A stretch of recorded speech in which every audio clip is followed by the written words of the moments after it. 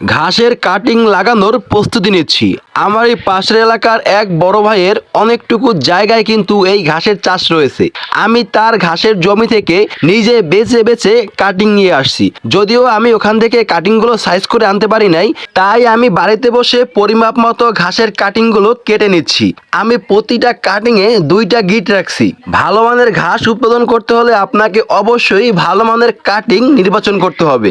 আপনার কাটিংগুলো যদি ভালো মানের হয় তাহলে আশা করা যায় আপনি ঘাসের ফলনও ভালো পাবেন।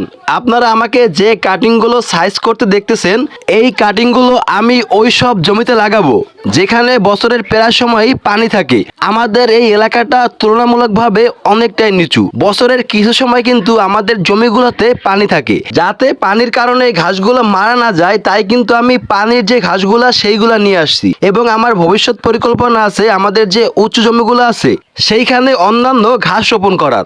আপনারা যারা নিয়মিত আমার ভিডিও দেখেন তারা কিন্তু জানেন আমার ঘাসের জমি একদম প্রস্তুত। ইনশাল্লাহ খুব দ্রুত ঘাসের জমিতে এই ঘাসগুলো রোপণ করব এবং আপনাদেরকে আমি অবশ্যই আপডেট জানাবো।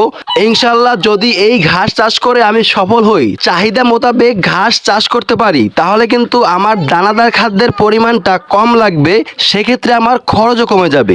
যদি খরচটা বেড়ে যায় সেক্ষেত্রে কিন্তু লাভ করা সম্ভব হয় না। তাই আমি চেষ্টা করতেছি বেশি বেশি করে ঘাস রোপণ করার। আপনারা যারা আমার ভিডিও নিয়মিত দেখেন আপনাদেরকে অসংখ্য ধন্যবাদ। আপনারা সবাই আমার জন্য দোয়া রাখবেন। আল্লাহ তাআলা যেন আমার মনের আশা পূরণ করে, আমিন।